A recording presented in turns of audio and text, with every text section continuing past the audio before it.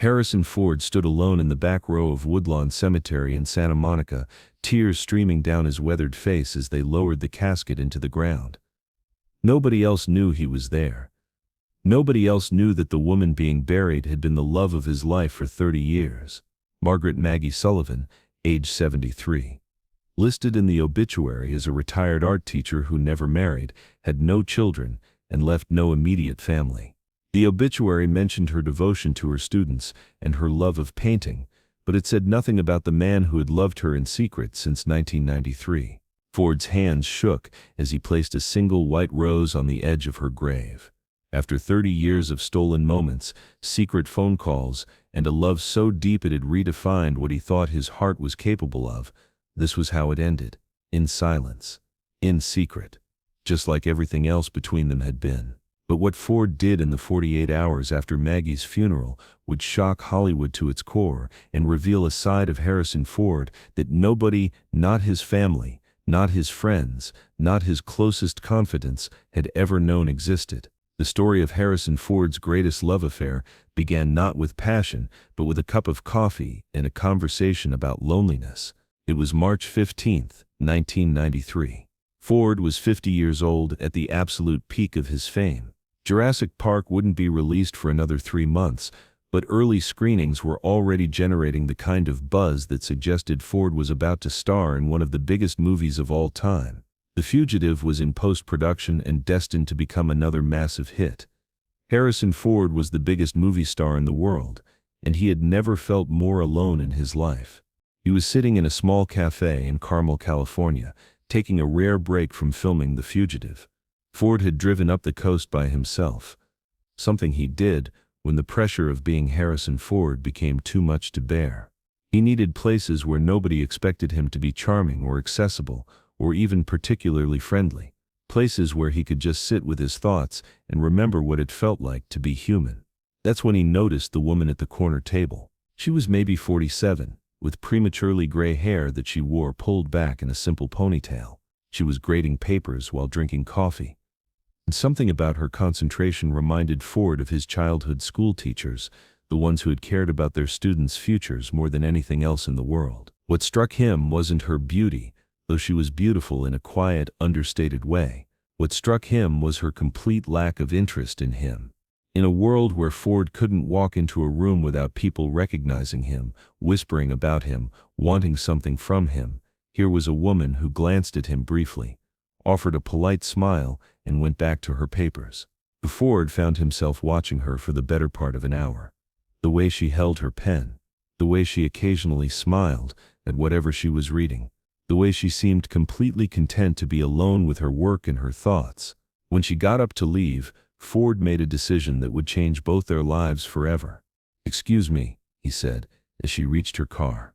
She turned, and for the first time, he saw her eyes clearly. They were green, intelligent, and completely unimpressed by him. "Yes? I'm sorry to bother you, but I was wondering, are you a teacher?" She smiled. What gave it away? The red pen, or the stack of essays about the American Revolution? Both. "I'm Harrison. I know who you are," she said simply. "I'm Maggie." They stood there for a moment, and Ford realized he had no idea what to say next. He'd approached her on impulse, without a plan, without even knowing what he wanted from the interaction. "Are you happy?" he asked suddenly.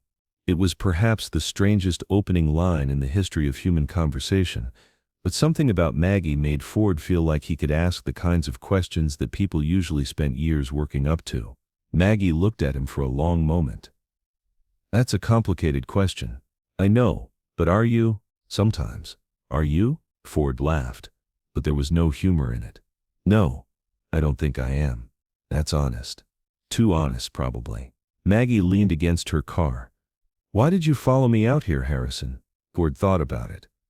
"Because you looked complete, like you didn't need anything from anyone. And I wanted to know what that felt like. I don't feel complete. Nobody does. But I've learned to be okay with incomplete." Something in the way she said it made Ford's chest tight. Here was a woman who understood something fundamental about life that had eluded him for 50 years. "Would you like to have dinner sometime?" he asked. Maggie was quiet for a moment, That would be complicated. Because I'm married, because you're you, and I'm me. And those two things don't usually mix well. Ford nodded. You're probably right. Maggie got in her car and rolled down the window. But I'd like to anyway. She drove away, leaving Ford standing in the parking lot with her phone number written on the back of a receipt and the strange sensation that his life had just changed direction without his permission. Their first dinner was 3 weeks later, at a small Italian restaurant in Monterey that Ford had chosen specifically because it was the kind of place where celebrities didn't eat and paparazzi didn't lurk. Maggie arrived wearing a simple blue dress and no makeup, looking exactly like what she was, a middle school art teacher who had agreed to have dinner with a movie star because she was curious about what they might have to talk about. What they talked about was everything except movies. They talked about her students and their artwork. They talked about Ford's carpentry and his love of building things with his hands. They talked about books they'd read and places they'd traveled, and whether it was possible to be truly content in a world that seemed designed to make people dissatisfied. Ford found himself telling Maggie things he'd never told anyone, about his father's coldness and his mother's distance, about feeling like an imposter in his own life, about the loneliness of being surrounded by people who wanted things from him but didn't particularly want to know him. Maggie listened without judgment or advice, and when Ford asked about her life, she was equally honest. She'd been married briefly in her 20s to a man who wanted her to be someone she wasn't. She'd chosen teaching over children, art over marriage, solitude over compromise. She wasn't bitter about these choices, but she wasn't entirely at peace with them either. Do you ever wonder what would have happened if you'd made different choices? Ford asked. Every day. Do you? Every minute. By the end of the evening, Ford knew he was in trouble. Not because Maggie was trying to seduce him or manipulate him or get something from him, but because she was the first person in his adult life who seemed genuinely interested in who he was rather than what he could do for her. But the real trouble started when he realized he was falling in love with her. The affair developed slowly, carefully, like two people walking on ice they knew might crack at any moment. They met for coffee every few weeks. When Ford was in California, they took long walks on beaches where nobody would recognize them. They talked on the phone late at night when Ford was on location and Maggie was home grading papers. For 6 months, it was completely innocent. Two lonely people who had found unexpected friendship and were afraid to risk losing it by wanting more. But then came the night that changed everything. Ford was staying at a hotel in Big Sur, taking a break between films. He'd invited Maggie to join him for dinner, and afterward they walked along the cliffs overlooking the Pacific Ocean. I need to tell you something, Ford said, as they sat on a bench watching the sunset. You're ending this, Maggie said quietly. No, the opposite. I'm falling in love with you and I don't know what to do about it. Maggie was silent for a long time. When she finally spoke, her voice was barely a whisper. I fell in love with you 3 months ago. They sat there in the fading light, both understanding that they had just crossed a line that would change everything. This is going to destroy both of us, Maggie said. Probably. You're married. You have children. You have a career that depends on your image. I know, and I have a life that I've built around being alone, around not needing anyone. I know that too. Maggie turned to look at him. So what do we do? Ford reached for her hand. We figure it out as we go. That night in a hotel room overlooking the Pacific Ocean, Harrison Ford and Maggie Sullivan crossed the line from friendship to love affair, and neither of them would ever be quite the same again. But what made their relationship extraordinary wasn't just the fact that it was secret, it was the way they loved each other, completely, carefully, and with a level of emotional honesty that neither had ever experienced before. For 30 years, Ford and Maggie built a relationship that existed in the margins of their real lives. They met when Ford's filming schedule allowed. They talked when his family obligations permitted. They loved each other intensely but intermittently, like people stealing time from lives that belonged to other people. Ford bought Maggie a small cottage in Mendocino, where they could be together without worrying about being seen. He visited her there between films, sometimes for just a weekend, sometimes for weeks at a time. In that cottage, Harrison Ford wasn't a movie star or a husband or a father. He was just Harrison, a man who loved a woman and was loved completely in return. Maggie never asked Ford to leave his wife. She never demanded more time or attention or commitment than he could give. She seemed to understand that their love existed in a separate space from the rest of their lives, and she was content with that arrangement in a way that amazed and humbled Ford. "Don't you want more than this?" Ford asked her one night as they lay in bed in the Mendocino cottage.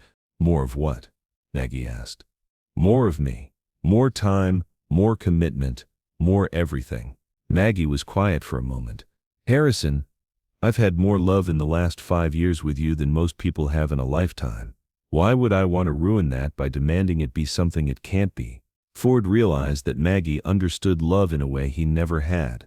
She loved him not, despite the limitations of their relationship, but because she understood that some kinds of love are too pure to exist in the regular world, but maintaining a secret relationship for 30 years required sacrifices that took their toll on both of them. Ford lived with constant guilt. Guilt about lying to his wife, guilt about the time he took away from his family, guilt about the double life he was leading. But deeper than the guilt was the strange, persistent feeling that his relationship with Maggie was the most honest thing in his life, even though it was built on lies. Maggie gave up the possibility of marriage, children, the conventional life. She dated other men occasionally but never seriously. She told her friends she was happy being single, but Ford knew that she'd essentially sacrificed a normal life for their impossible love affair. "Do you ever regret it?" Ford asked her during one of their last meetings.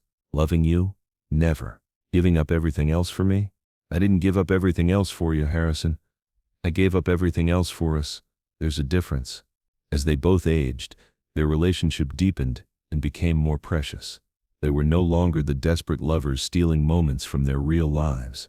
They were two people who had chosen each other over and over again for 3 decades, and who understood each other in ways that felt almost supernatural. Ford found himself thinking about Maggie constantly. Not just when they were together, but during interviews, during family dinners, during the mundane moments of his public life.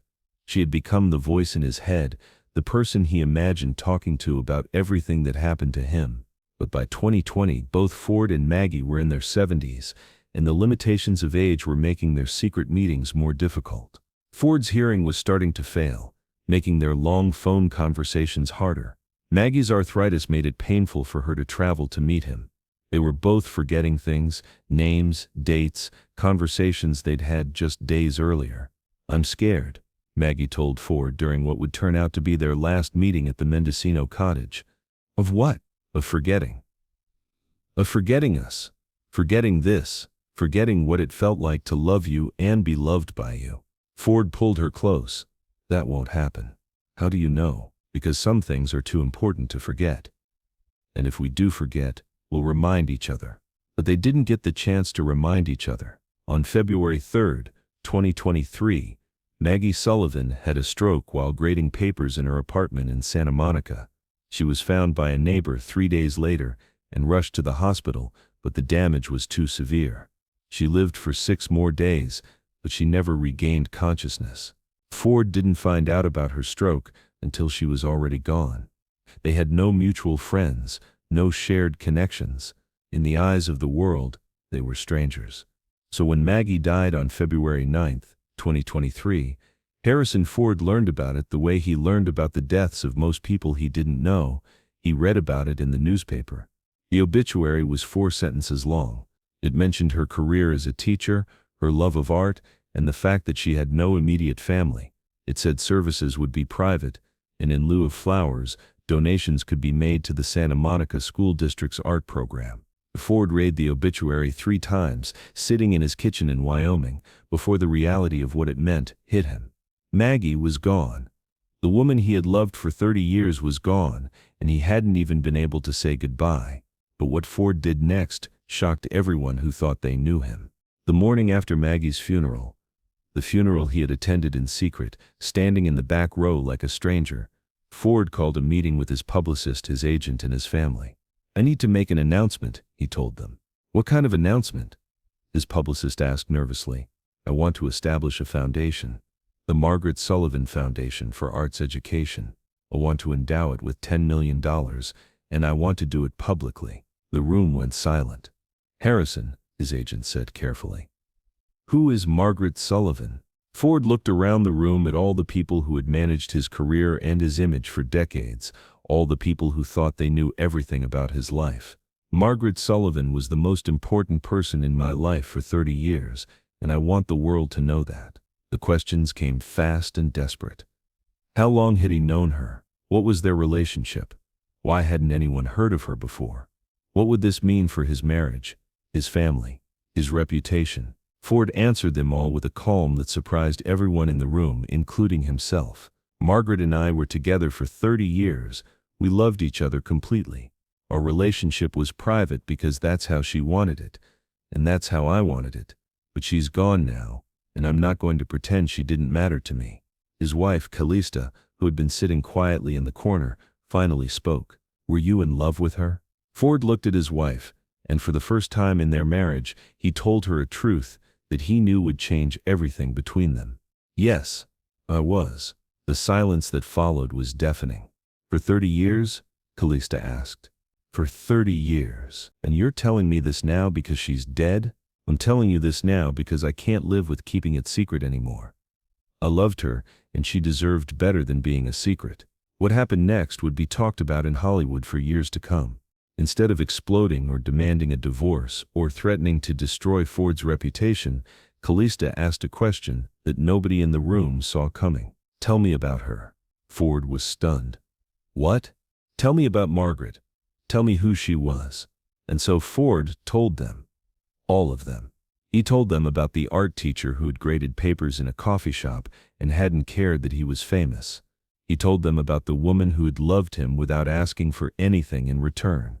He told them about 30 years of stolen moments and secret phone calls and a love so pure that it existed entirely outside the regular world. When he finished, the room was silent again. Finally, Callista spoke.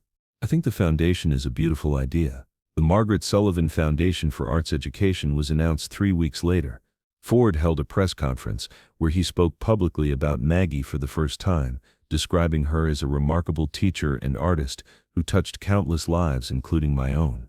He didn't reveal the full nature of their relationship, but he spoke about her with such obvious love and admiration that the press immediately began speculating about their connection. Ford didn't care about the speculation. For 30 years he had loved Maggie in secret. Now he was going to honor her memory in public, and nothing anyone said or wrote about it was going to stop him. The foundation raised $12 million in its first year. It funded art programs in schools across the country, exactly the kind of programs Maggie had devoted her life to supporting. But more than the money or the publicity or the good works, the foundation served as Ford's public declaration that Margaret Sullivan had mattered, that their love had been real and important, even if it had been impossible. 6 months after the foundation's launch, Ford received a letter that changed everything one more time. It was from Patricia Chen, a former student of Maggie's who had read about the foundation and wanted to share something about her old teacher. Miss Sullivan talked about you all the time, Patricia wrote.